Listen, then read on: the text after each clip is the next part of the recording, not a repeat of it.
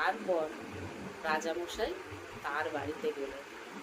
তাহলে আমরা এই গল্পটা থেকে কিন্তু দেখতে পাচ্ছি, যারা অর্থ যশ, যারা অর্থ প্রতিপত্তি রাজার কাছে হাত পেতে চেয়ে নিয়েছিল, তারা কতটুকুই বা পেল। আর যে শুধু রাজাকে চাইল, রাজাকে তার বাড়িতে পায়ের ধুলো দেওয়ার জন্য বলল, সে কিন্তু না চাইতেই অনেক কিছু পেল।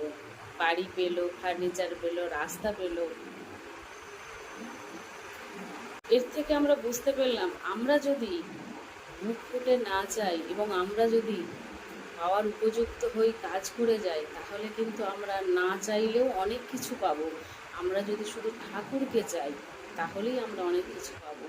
আমাদের অর্থ মান যশ সম্পত্তির পিছনে না ছুটে যদি ঠাকুরকে আমরা বলতে পারি, তুমি সবসময় আমার সঙ্গে থেকো, তুমি সবসময় আমার পাশে থেকো, তাহলে কিন্তু আমরা না চাইতেই অনেক কিছু পাবো।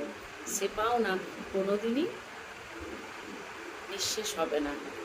জয়গুরু সবাইকে। ঠাকুরের এই ধরনের আলোচনা যদি আপনাদের ভালো লেগে থাকে, তাহলে অবশ্যই আপনারা আমার চ্যানেলটিকে সাবস্ক্রাইব করবেন। সবাইকে জয়গুরু।